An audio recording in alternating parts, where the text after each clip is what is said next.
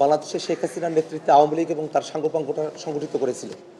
শুধু তাই নয়, সে 2009-এ তাদের ক্ষমতায় আসার পর থেকে নিয়ে তারা বাংলাদেশের মানুষের ওপরে ব্যাপক মাত্রায় জুলুম, নিপীড়ন, আয়নাঘরে গুম করে রাখা, মানুষকে খুন করা, গুম করা, হেন কোনো মানবতা বিরোধী অপরাধ নাই, হেন কোনো গণহত্যার অপরাধ নাই যেগুলো আওয়ামী লীগ, তাদের শেখ হাসিনা এবং তার সাঙ্গপাঙ্গরা বাংলাদেশে সংগঠিত করে নাই। আমরা যারা 24-এর অভ্যুত্থানে অংশগ্রহণ করেছিলাম, আমরা বারংবার এই 24-এর অভ্যুত্থান সহকারে পূর্বেকার সময়গুলোতে বাংলাদেশে সংগঠিত হাসিনা এবং তার বাহিনী দ্বারা সংগঠিত মানবতা বিরোধী গণহত্যা এবং অন্যান্য যে অপরাধগুলো আছে সেগুলোর বিচার আমরা চেয়ে এসেছি। সেই বিচারের অগ্রগতি কতদূর হলো সেই বিষয়গুলো নিয়েই খোঁজখবর নেওয়ার জন্যে আজকে আমি আন্তর্জাতিক অপরাধ ট্রাইব্যুনালে আজকে উপস্থিত হয়েছিলাম।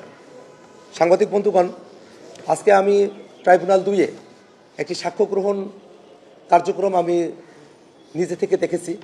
সেখানে আমরা দেখেছি যে মিরপুর 10-এ 19শে জুলাই আকরাম খান রাব্বি নামে 28 বছর বয়সী একজন যুবক, আমার বয়সী একজন যুবককে সেদিন প্রকাশ্য দিবালোকে গুলি করে হত্যা করা হয় এবং তারই আপন তারা খালাতো এবং মামাতো ভাই মেহেরুন নেসা তানহা 5 আগস্ট সন্ধ্যাবেলা তিনি যখন বিজয়ের খবর শুনে বাড়িতে এসেছিলেন, মিরপুর 13-তে তাদের বাড়ি, ওই একই বাড়িতে এই খালাতো এবং মামাতো ভাই রাব্বি এবং তানহা তারা বসবাস করতেন।